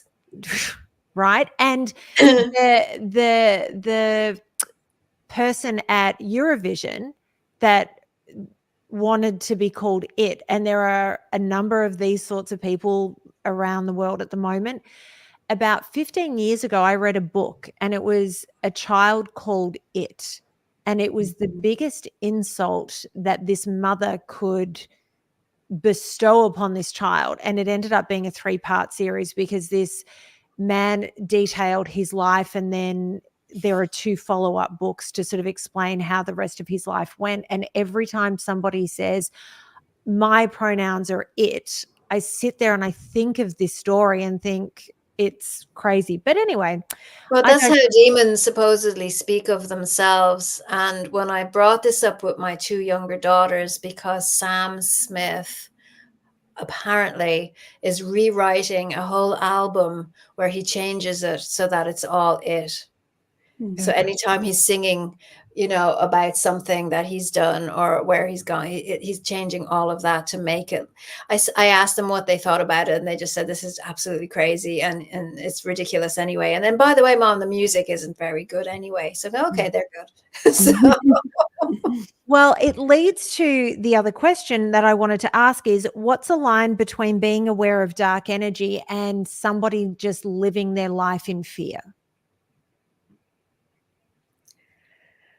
well, being aware of it is the first step to clearing it, and always comes down to asking for the strength to clear it. But being in fear, my goodness, I was like, as I walked past the French restaurant where I met Anne, I got the bus back to my office, and there was a young boy next to me wearing a mask. So I was like, do I ask him, are you wearing this because you've been sick and you're afraid of making everyone sick on the bus? Or are you wearing it because you were told to wear it? Or are you wearing it because you're afraid? And the fear levels have infiltrated the psyche so much that they don't even know they're in fear. When I was looking at fear, it comes down to so many different levels of it. Like, did you buy that carpet because it was on sale? Because you were in fear that you couldn't afford the carpet that you actually liked. So you bought this one because it was a cheaper price. So are we living our lives where everything we have around us has some amount of fear in it, from poverty, that kind of thing? Or you have to start somewhere. I just think of all the people now in Ireland who are going around saying it's back, and you can't go into the hospitals now because, of the COVID, and they've closed one of the hospitals. You can't go in and visit, and all of this, and they're trying really hard. And there's just some people who are like, fuck that, I'm not doing that again. But where's the line when you look at a mental disorder, right? Where's the line from being, OCD or actually being OCD to the point where everything is destroyed around you? You have to have a realization, or you're an addict. And oh no, I'm only having a pint of beer every night, or I'm only drinking half a bottle of whiskey, or there's that point where you realize this is a problem. There's a point where there's an intervention, maybe where your family are sitting you down and telling you this is a problem. And honestly, I don't mind sharing this. My brother and I did that with my mother, and we said, you haven't left the house since the pandemic, and we're worried if you got agoraphobia. What's going on? I don't think you see that line. I think people have to present it to you, they reflect it back to you. And that gets me started into a whole other thing about projection. But we are the center of our universe. We're the center of our world, and we get to choose what we put into that. And we really, really have to become much more discerning. And that's another fault of New Age, which says everything's love and light and you're not allowed to judge. You judged and you're the devil. I said, no, you have to be able to make those judgment calls and say, I don't want this in my life. I don't want this in my world. Here's the boundary between me and the rest of the world. And here's going to be peaceful no matter what. And as we get deeper into this shift, it's more important than ever that we become peaceful, because that peaceful frequency is what we send out. And that's what keeps the other points of light on the grid going.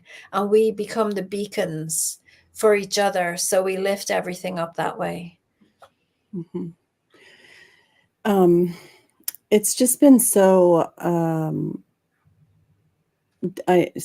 collecting my thoughts.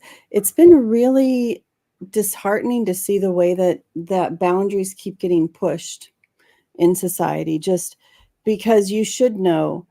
And I'm back to the frog in the kettle idea. It's not even that. It's sort of that the frog gets the heat turned up, and then Then they take it out and put it in a little terrarium, so it gets to play around and think, oh, things are back to normal again. And then but no, wait, we're going to put you back in the pot now. Because that's how shifting and strange it is.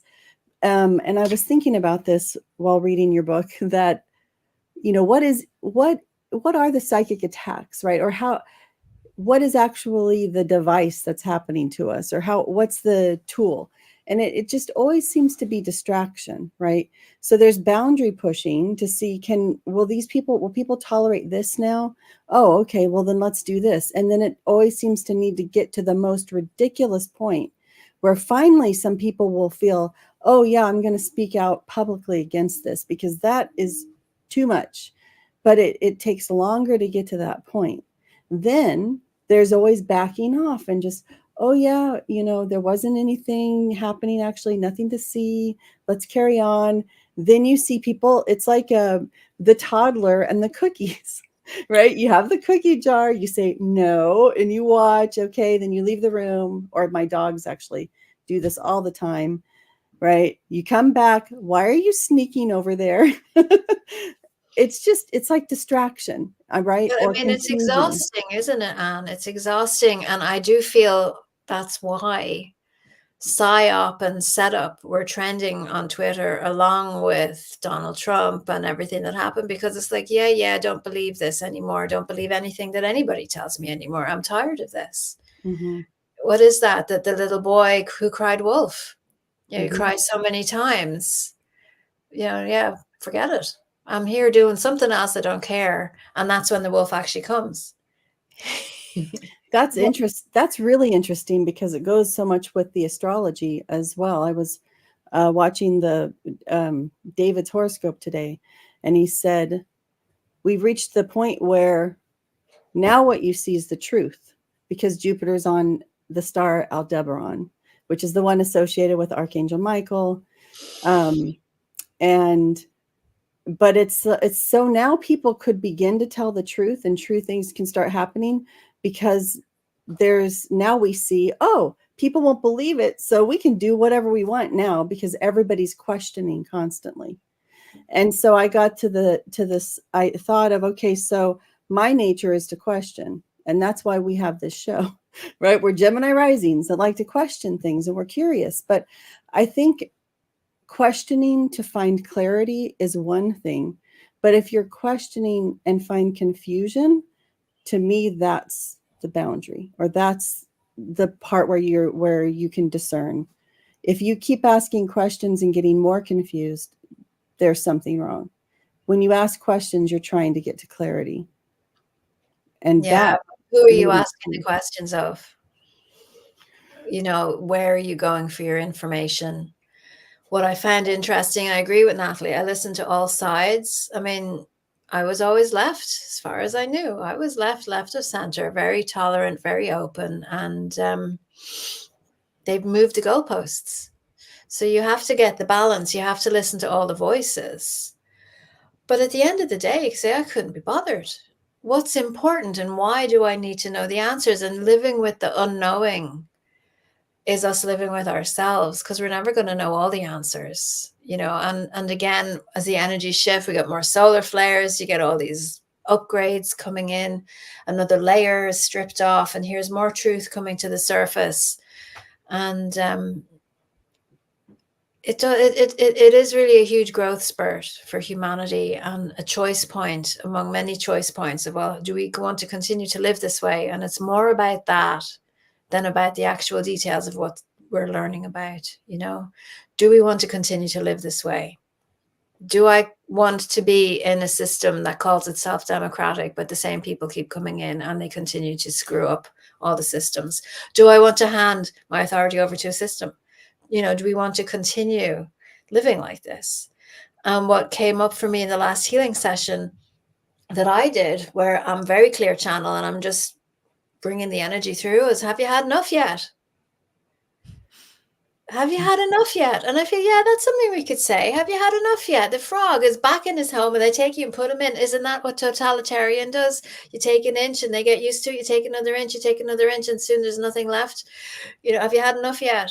When you're going to fight back, when you're going to say no more. And that's what's really happening now. The Green Knight has said that it doesn't seem like the posts are even on the field anymore. And I feel like that is so accurate. Yeah. They've been pushed back, and this is the point that you hit. So if you're playing on the team, which team are you playing on? And are you even looking to score goals, or you just want to get off the pitch and go home? And, you know, it's... But maybe you should score goals for the other team because they might be less advantaged than you. You know, I mean, that's the thing. It's even, should we even be playing a game anymore? That's well, all of these get stories, it's all story. And Charles Eisenstein, I don't know if you've come across him, maybe you have, wrote the most incredible Substack article. I would say it's maybe 2 or 3 years old now, from the point of view of a Sith Lord, saying that the Jedi were the bad guys, that the Jedi always were the bad guys. The Jedi were the ones who were telling the story. Of course, they told it and made us the bad guys. The Jedi were the ones with the mind control tricks, and they tricked us and took everything away from us. And the Sith are actually the good guys. And it's like, oh, that could be a real thing. Yeah. So time for the other team. Who knows? Who's, you know.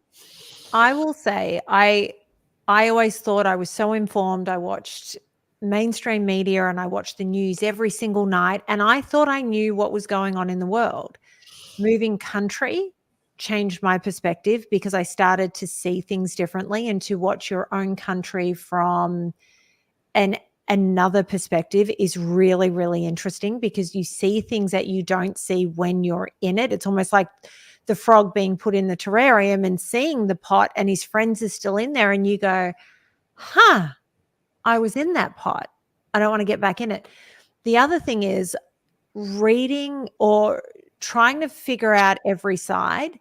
The books I've been reading are just phenomenal. And some of them, so the latest one that I'm reading and Anne hears about it most days is Chaos. And it's the story of the Manson family and how their involvement with the CIA.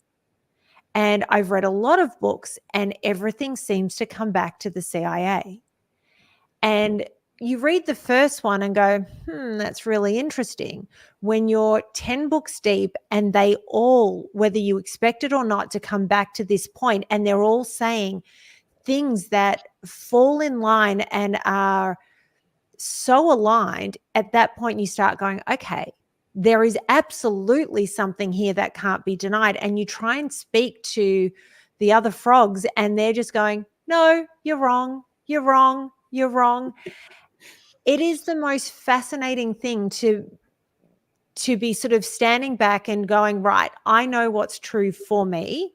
I'm going to hold my path. I'll help anyone that wants to come in, but to not be able to speak and have those conversations that, 20 years ago, we probably could have had with people who disagreed with us, and they would have at least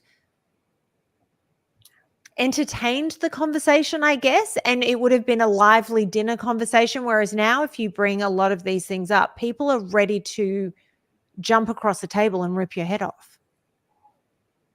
I don't know that there's a question there, but that's just my experience. Is that yours? I don't know how to finish that with a question other than that. I don't know. The amount of energy that people invest in being willfully blind. And that's a fear that you're going to tell me something that I don't want to know. And I've gone this far down this road. I have to keep going. So, yeah, it's a tough one. It's a tough one. And that's what we're living through. I think that the anger levels are higher because they're being repressed. It's like the Pandora's box that they're really don't want to look at what's in there. And more evidence is coming to light, and more studies are showing, that the percentage of us were correct who didn't do the thing. And we've got ticking time bombs out there, and the fear levels are through the roof, but they don't have to be. If you face the thing that you're afraid of the most, there are, you can get support and you can move through stuff. So it's human nature. It's human nature. So we have to give the humans the benefit of the doubt and see who comes through it, and grieve for those who don't. And we make a new world that way. Go for it, Anne. No, I was just going to say it's the hardest thing to do is, I guess, to be an empathic person and to see family members or friends or, people who you'll hear. I mean, I'll sit and listen to other people's perspectives all the time because I'm always in a context where I'm around people who don't feel or believe, or they aren't experiencing the world like I experience it anymore. And I will sit and listen because I do think listening is the most important human quality that is tossed aside so much.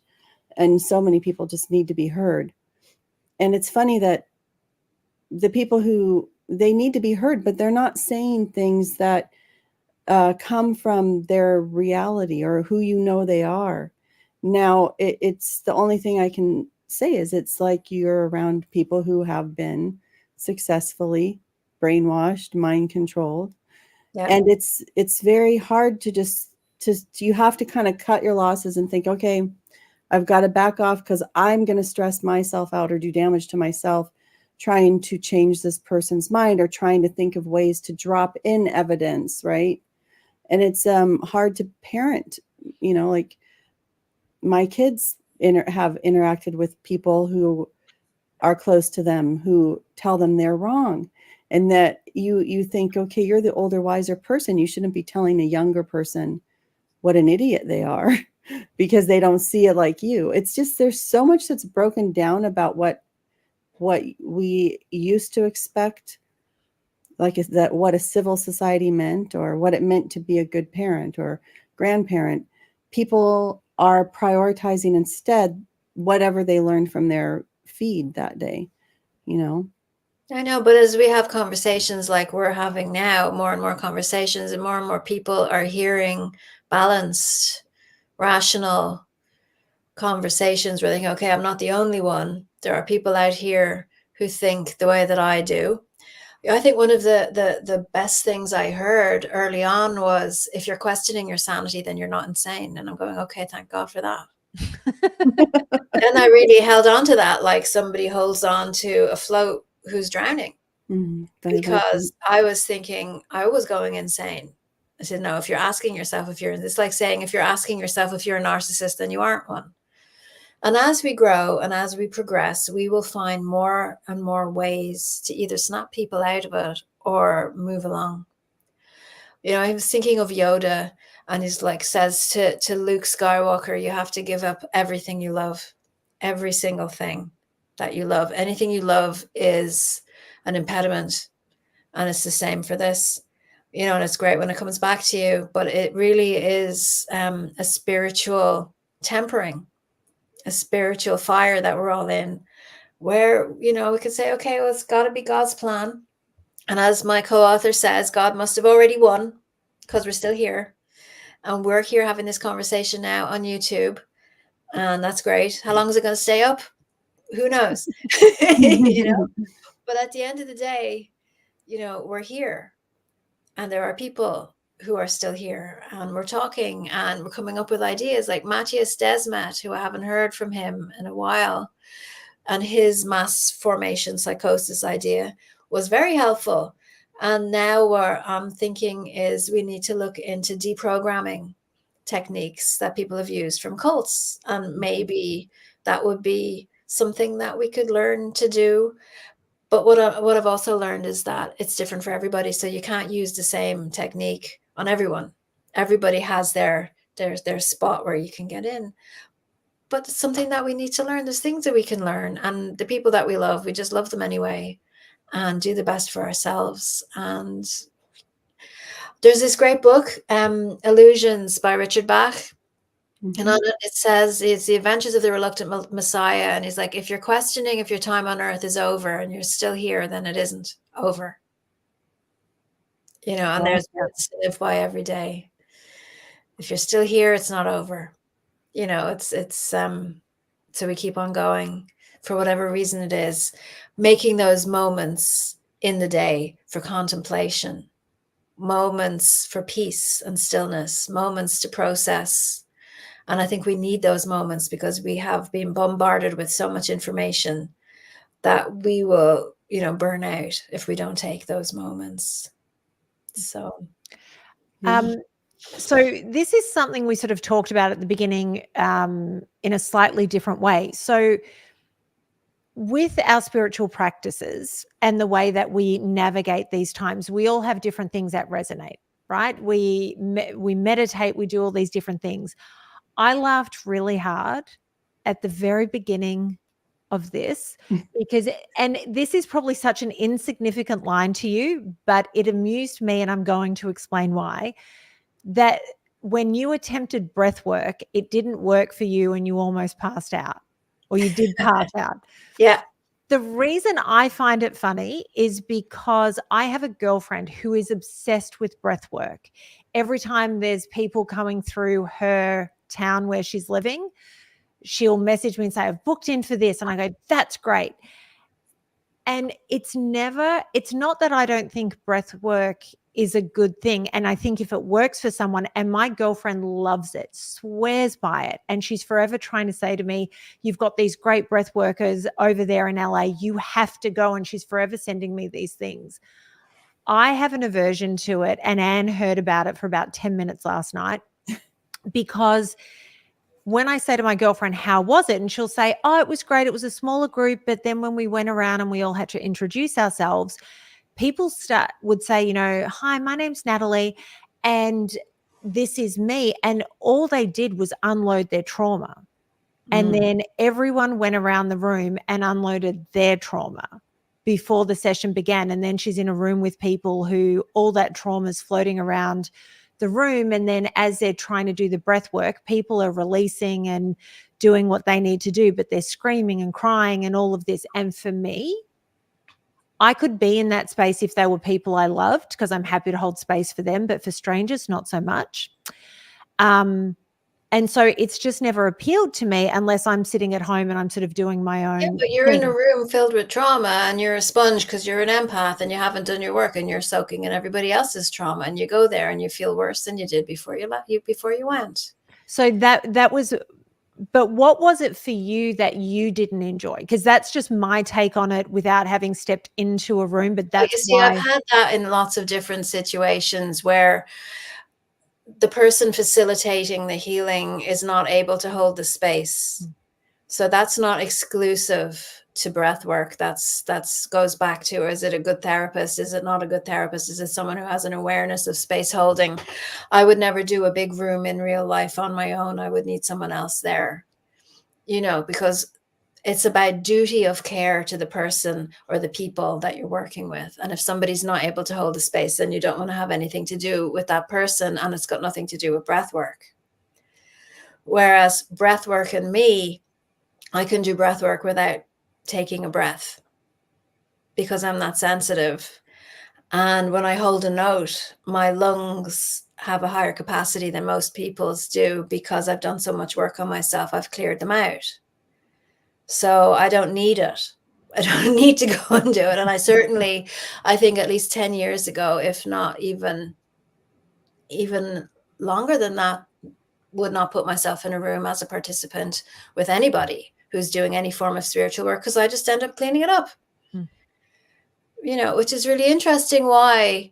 And it's interesting that this has come up, Natalie, because recently I have felt drawn to go to particular workshops as a participant, not because I need to go to these and do the work there, but because I just feel like I need to be in the room. So I'm listening to my intuition, because we're all carrying different light codes now, and our presence in the room is doing more than we're aware. So somebody unloading their trauma, somebody else unloading their trauma. It's a cascade. It's like a domino effect. People need the awareness that they need to clean that up.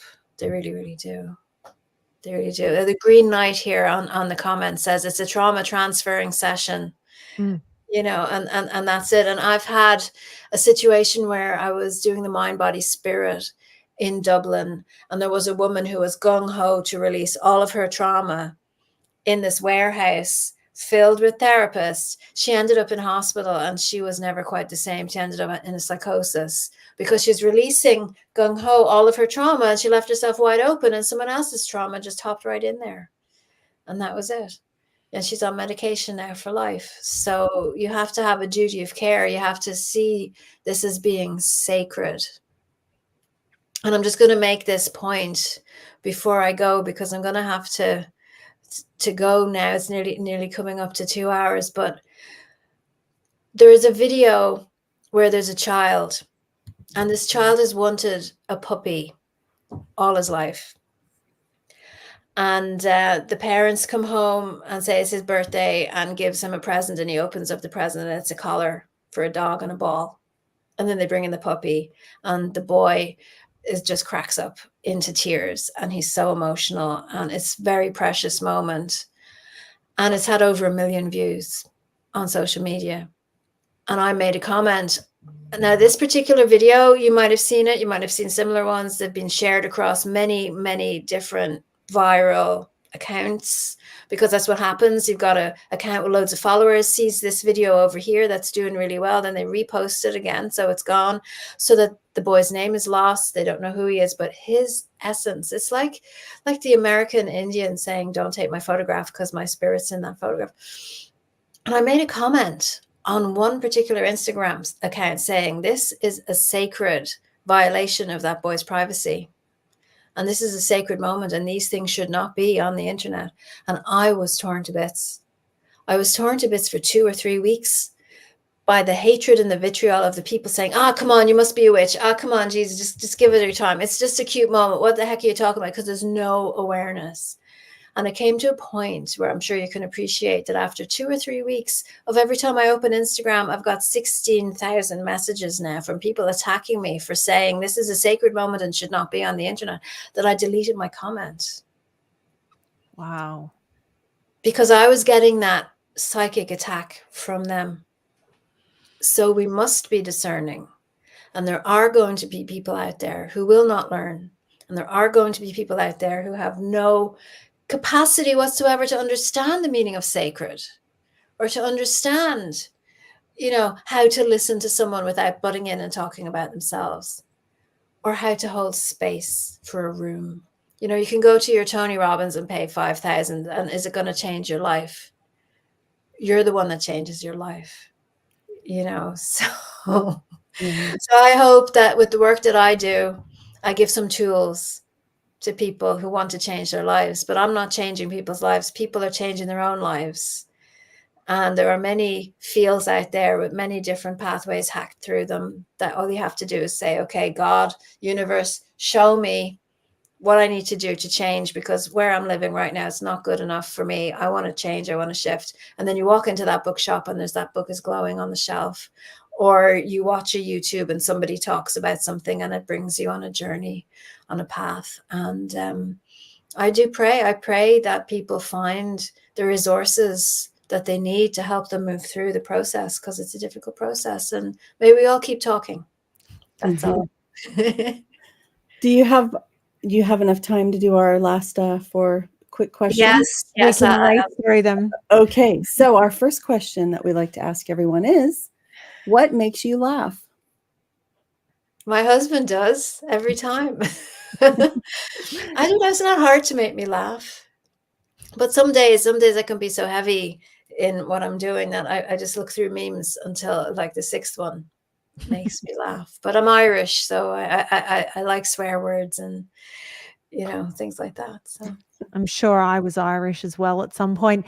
Who was your biggest spiritual influence? Wow. Well, I've mentioned Alberto Villoldo and the work that he did, but what was really interesting about his work was that he writes about his teacher in the book. And every time his teacher came in, my hackles went up and I had prickles on my skin. And it wasn't about Alberto at all. It was his teacher. And I wondered, in a past life, maybe I worked with the teacher. I don't know.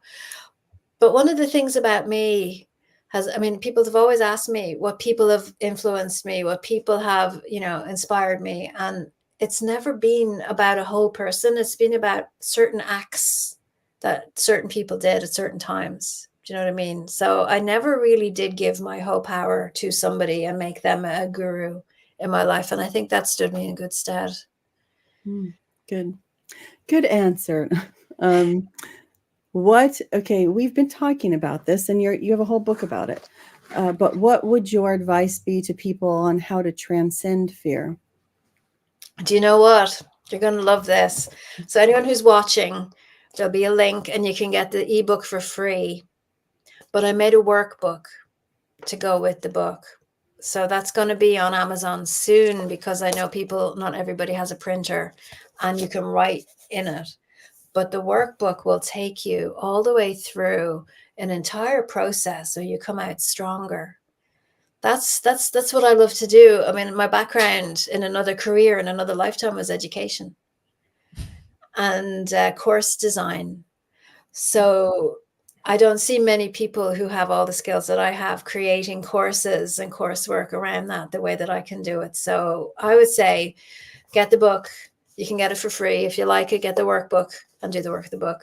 And there's also journaling prompts as well that you can do to go even deeper. So, again, it's up to the person. If you want to do it, go for it to the level that you're able to do it. So. And finally, what's the best piece of spiritual advice you've ever been given?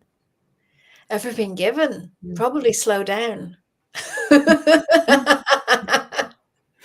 Slow down. One of my power animals is a snail, and I'm like, oh my God, what the heck is this? And they just slow down. Especially for an Aries, double Aries. Yeah. Oy. Yeah. Slow down and crochet. That's right. Well, crochet is really fast. That's the thing. It actually is. Yeah. I made your blanket pretty fast. You did, but she made the largest throw blanket of all time. So one day I'll have to post a picture of it because it fits on a queen size bed. Amazing. Yeah, no, we need to share our crafts. We need to share our crochet and say, look, we're whole people and we do more things. You have a friend who just started painting and he's just amazing. My friend Honey Golden says now is the time for all these gifts to come and show themselves. And there are people out there who are most amazing artists, amazing cooks, amazing singers, amazing crochet people who have never tried. So what's your heart's desire? And wouldn't it be great to put the phone aside and go and do something? Of course, mind you, I'm using YouTube to learn how to crochet and I'm finding loads of things online. So it's much better to do that than to be looking at the news all the time. So yeah. And once you learn your new craft on YouTube, then it feels like a time to be gathering with people as well. So you can do also Abby's online healing sessions, join the Tree of Life group also, where I'm part of that one. But I wanted to point one more thing out, that you also do did I mention the 1 day at a time diary every year? And it has themes for every month.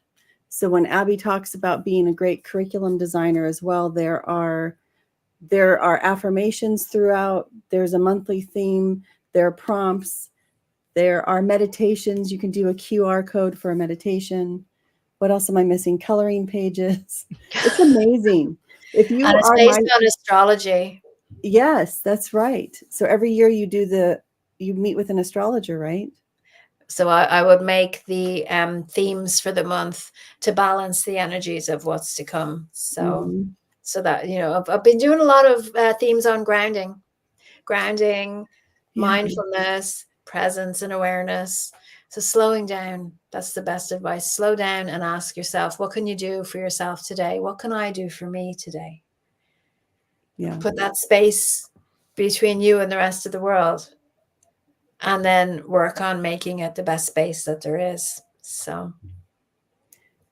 All right. Well, I think we could go on and on, but we have to stop. I really appreciate you guys having me on. It's been so much fun. It really has. Thank you. And thank you so much for making time to be here, to have this wonderful, authentic conversation. It's much appreciated. I do want to mention that when we are done, Natalie will be doing her weekly Oracle Wisdom show. So stay tuned for that, for those of you who are in the chat. Anything else I need to mention, Natalie? No, just if you haven't read this book, please go out and get it. And Abby has written so many books. So too many for me to actually run through the list now, but go and get them all. Her writing is amazing. And Anne and I keep talking because Ireland is one of those places that I feel like it will be home for me. It's one of those weird energetic pulls that I have. So as soon as I'm able to travel, Anne and I are hopefully going to make it over there together. So maybe the next one we can do in person. That would be great. Mhm. I look forward And to it. we'll have Abby's website in the description so that you Absolutely. can see all of her offerings. Raise Your Vibration boot camp's coming up in September, right?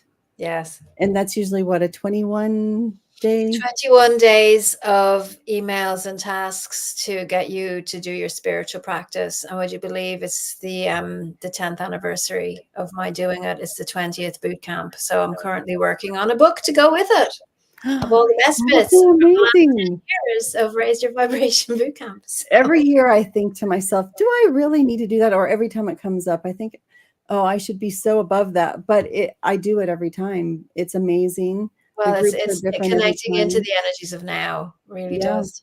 Mm-hmm. All right. So thank you so much. I feel like we've actually left people with something today. We're not leaving you on your own. There's Abby Wynne. So, all right. Thank you. Thank you so much. Thank you so much. Bye-bye. Okay. Bye-bye.